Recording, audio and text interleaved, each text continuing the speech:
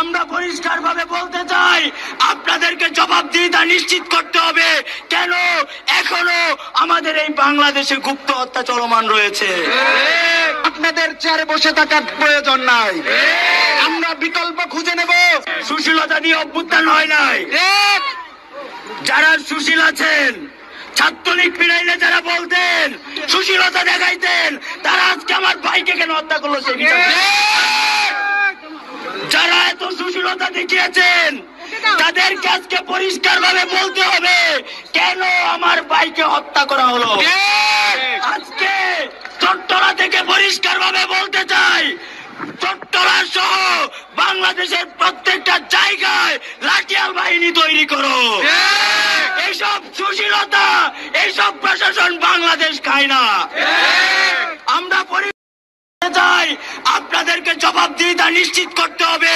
কেন এখনো আমাদের এই বাংলাদেশে গুপ্ত হত্যা চলমান রয়েছে? দেখেছি আমাদের অনেক ভাইদেরকে 5 আগস্টের পরে বিভিন্ন ভাবে বিভিন্ন সময় হামলার শিকার হতে হয়েছে। পরিষ্কার ভাবে বলতে চাই, আমরা পাবলিক বুঝি না, একজন সহযোদ্ধাকে হারিয়েছি, বুঝি আমরা বাংলাদেশের একজন নাগরিককে হারিয়েছি। সব দর্শকের ভূমিকা পালন করছে, ছাঁটাই করতে হবে। রেজিমকে আমরা পালিয়ে যেতে বাধ্য করতে পেরেছি। এখন যারা এখনো এই চেয়ারগুলোতে বসে থেকে নীরব দর্শকের ভূমিকা পালন করছে, যদি প্রয়োজন হয় তাদেরকেও ল্যাজ গুটিয়ে পালিয়ে যেতে পারে, বিঘ্নে কাজ করতে পারেন, বুকের সৎ সাহস নিয়ে কাজ করতে পারেন, তাদেরকে নির্মূল করতে বাংলাদেশ আপনাদের সাথে আছে। কিন্তু আমরা এই বাংলাদেশে আর কোনো ভাইকে হারাতে চাই না, আমরা আর কোনো ভাইয়ের রক্ত দেখতে চাই না। রক্তের উপর দাঁড়িয়ে আছেন আপনারা, রক্তের উপর আপনাদের চেয়ার। তাই আমরা পরিষ্কার ভাবে বলতে চাই, আপনারা হয় বিপ্লবী ভূমিকায় অবতীর্ণ হন, নয়তো বীর চট্টলা থেকে দ্বিতীয় বিপ্লবের ঘোষণা করা হবে। আমরা পরিষ্কার ভাবে বলতে চাই, আগামী 24 ঘন্টার মধ্যে বাংলাদেশের যে গুপ্ত হামলাগুলো হয়েছে, গুপ্ত হত্যাগুলো হয়েছে, আমরা চট্টগ্রাম থেকে পরিষ্কার ভাবে আপনাদেরকে জানিয়ে দিতে চাই, সুশীলতার জন্য আপনাদেরকে চেয়ার দেওয়া হয় নাই। আপনারা হয় বিপ্লবী হন, নয়তো বাংলাদেশ ছাড়ুন। আর যারা এখনো দিল্লির চাটুকারিতা করছেন, ভারতের চাটুকারিতা করছেন, মোদির চাটুকারিতা করছেন, তাদেরকে পরিষ্কার ভাবে বলতে চাই, যদি দিল্লির চাটুকারিতা কেউ করে থাকেন তাহলে বাংলাদেশে আপনাদের ঠাঁই হবে না। আমরা ইতিমধ্যে জেনেছি বিভিন্ন রাজনৈতিক দল তাদেরকে পুনর্বাসন করছে, যারা কিনা আমাদেরকে গুলি করে হত্যা করেছে। আমরা বলতে চাই, আমরা ইতিমধ্যে শহীদ হয়ে গেছি, আমাদের মৃত্যু ভয় নাই।